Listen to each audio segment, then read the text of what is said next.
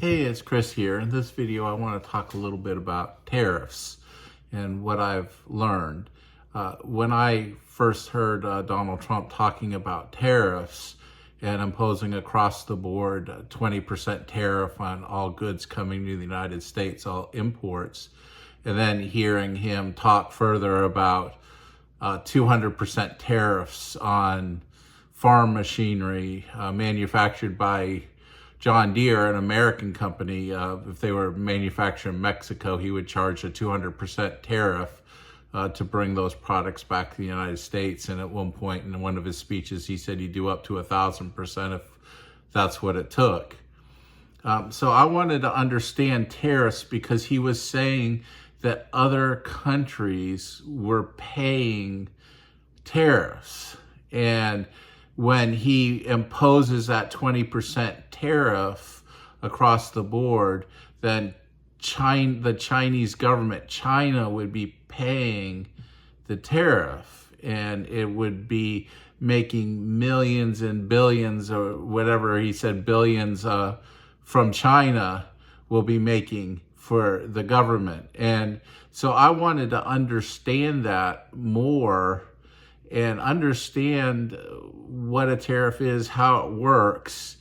And what I've come to the conclusion, again, just further confirms that Donald Trump is very childlike in his understanding of the world and shows really a below average intelligence level. And so I want to explain why that, I would say that, and just talk about tariffs and what they are and how they function from what I've learned. And the first thing I did was talk to my wife, who works in transportation, getting the goods, especially her company does get goods that are imported to the United States and pick them up from customs to transport them for the customer to whatever warehouse they need to go to.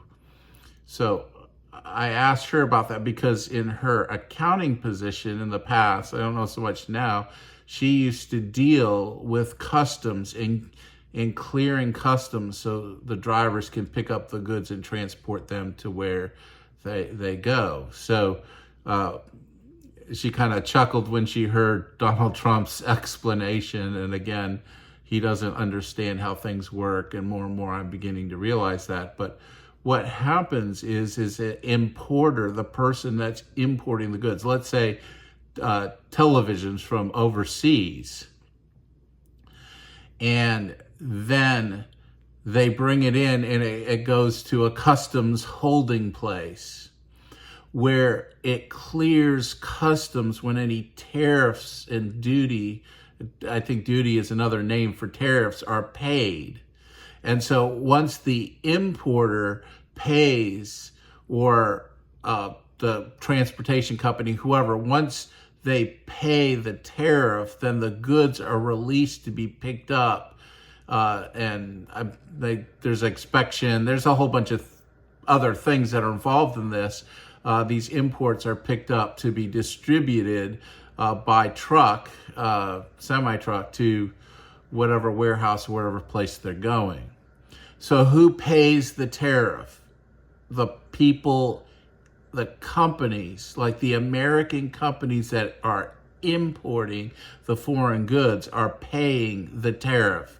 So a 20% tariff, let's say it costs a TV is just around number of $100. So it's $100 for that TV, with what they've bought that TV for, and they're bringing it, all the cost of the manufacture, transport to get to that destination of that customs port in the United States, and then the importer pays the $20, the 20% tariff on each unit to get those pallets of TVs out of customs to begin to distribute. So it is the importer, not China, not other country. The only way that China as a government or a country would be paying for the tariff would be as if the importer was able to submit a bill to the Chinese government for the 20% that they had to pay to get stuff cleared customs here in the United States. So I wonder how likely it is China's going to say, oh, Donald Trump's imposed a 20% tariff, and now all these importers are sending us bills for their tariffs that they're having to pay. Well, where as a government, we're going to pay for the 20% for those American importers. We're just going to give them our money to cover their cost of tariffs. Doesn't happen. I can't imagine that happens. So there is no Chinese government paying the tariff fee. The reality is it's going to be paid by companies doing the importing. And when those companies do the importing, let's say electronics, one of the big things is electronics. At least the company my wife works for, you know, they do a lot of imports with electronics, or at least they used to. But the margin on the lower end electronics, let's say a $100 TV, by the time it would get to the store, they'd be charging $200, and maybe they've got $195 of expenses into the TV, so they're only maybe making $5-6 per TV unit on the lower end. Now the higher end TVs, the $1,000 TVs, they're going to have a higher profit margin. So when you add 20% to the bill, there's no profit to take away from the company, and the company is still going to need some profit to stay in business, even if it's only 3, 4, 5%, which is the margin in a lot of electronics, from what I understand. So what's going to happen is that's going to get passed on, and then companies are going to be losing more profit. They balance the low end, the smaller profit for the low end merchandise with a bigger profit on the higher end of merchandise, but they're also going to be paying more in tariff. So to make the company as a whole profitable, they're not going to lose the sale. They're not going to jack up the price on the higher end. Most of the higher end stuff is set at a price where they know they can move enough product to make money as a business. So what they say is, well, we'll just cut out the lower end. We know that if we go to $240 on the lower end TV, we'll lose a lot of sales because fewer people can afford them. But we need the higher end sales. We need to keep the prices where we can move the higher end product because our profit margins are higher. The lower end products, and most of these companies are more as a service. They don't make as much money on them, but they want to have a complete price range so that they can have customers from the low end to the high end of the spectrum. But if it just comes down to it with tariffs, they're going to be forced to make those who can afford things the least to not be able to have products that they can afford. So it's going to disproportionately hurt working class and middle class people. The very people that are voting for Donald Trump are going to find that a lot of things are more expensive, much more expensive than they would like, because they are lower working class, middle class people, and that's how tariffs function. They slow down, they raise prices, and they slow down things, and businesses are going to pass those things along. Another issue with tariffs is the idea of retaliatory tariffs. Now, Donald Trump says, I'm going to apply 20% across the board tariff. Well, we're the biggest, we export, one of our biggest exports, let me put it that way, is soybeans. A lot of farm and agricultural products, plus also raw products like wire and things like that go over to China that they use in manufacturing electronics and things. So those companies are going to be at risk of China doing a retaliatory tariff. So they're going to oppose a tariff and say, if you import stuff from America, Chinese importer, you're going to be paying a tariff that's even maybe a little higher than the U.S. tariff, because we're going to retaliate for them hurting our business, for them causing imports to go down because the cost has gone up. So what they're going to do is they're going to retaliate. But they're not going to tell other soybean exporters, let's stay with soybeans, like Brazil and Argentina, they're not going to impose that tariff on those countries.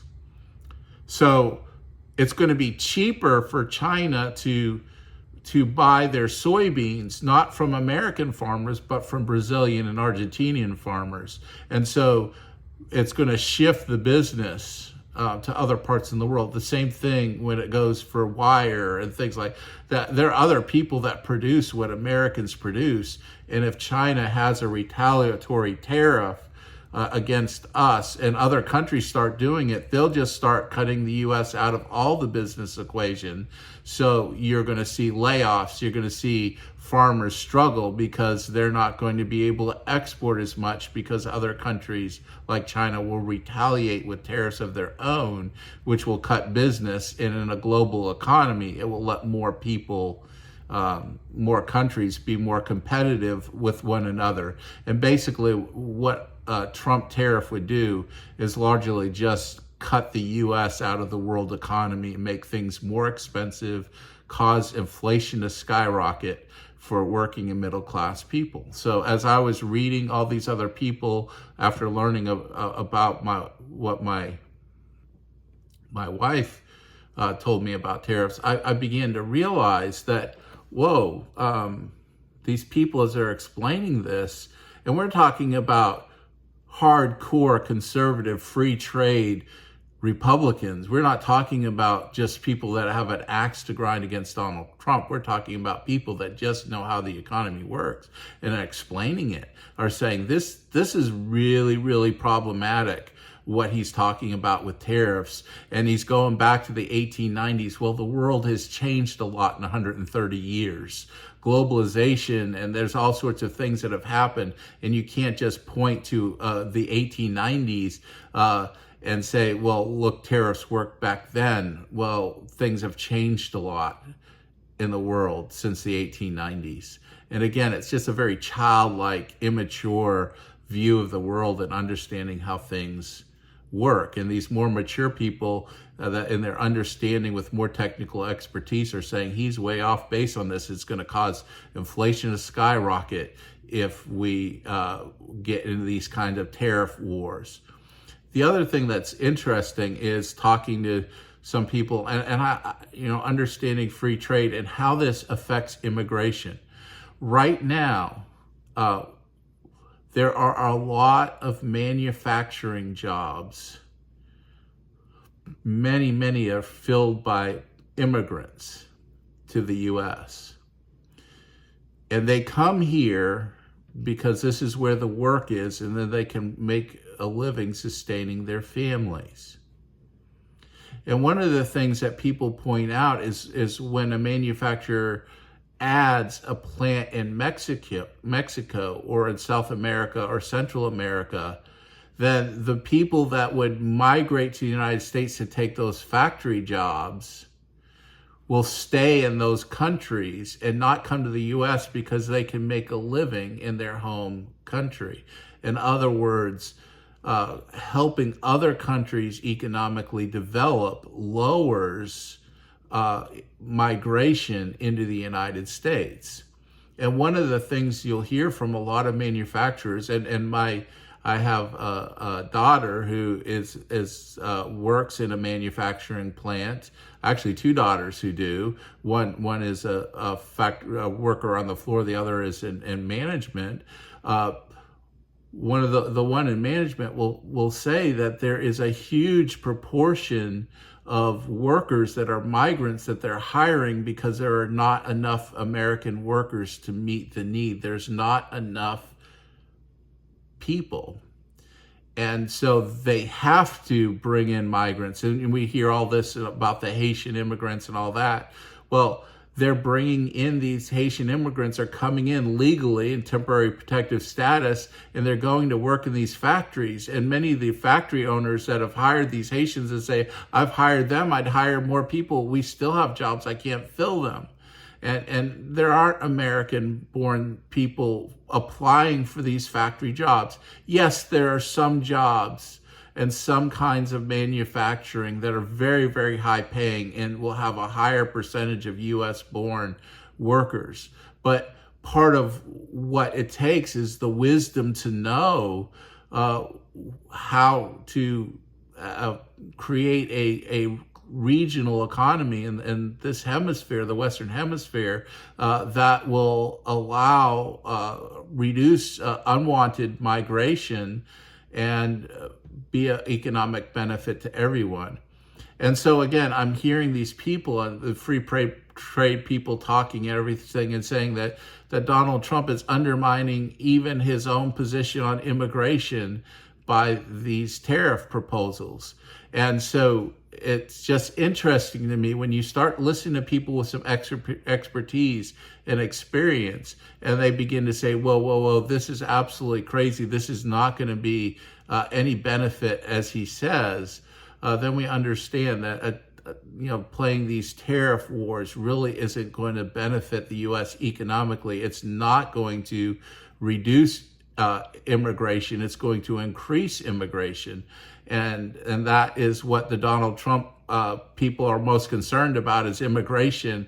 Why would they want to do anything that undermines their get all the migrants out of the U.S. position? Personally, I think, and I want to make a video of this, the replacement birth rate in the United States is so low that we can't replace our own population. So for our country to survive, we need a lot of immigration, even more than is happening now, or we're going to face in the next decade or two some serious economic collapse. And if Trump is successful in deporting millions and millions of migrants, like he said, it is going to create an economic disaster in the United States. For those, as I listen to serious economists, serious people that really know and understand these things. And it's just kind of alarming to me how thoughtless we can be following a demagogue in their political opinions and views of things. So just something to understand, just something to think about when you hear all this about tariffs and other countries paying, and we're going to do this, we're going to do that, to understand that there are unintended consequences to every position that a politician takes. And you have to listen to those voices that know and have expertise and can point out what those consequences may be. Anyway, thank you for watching. We're trying to get to 5,000 subscribers so I can open up channel memberships, and so we can have those who are part of the community have more personal interaction with one another. But I look forward to meeting you all and seeing you all in the comments. Thank you. God bless.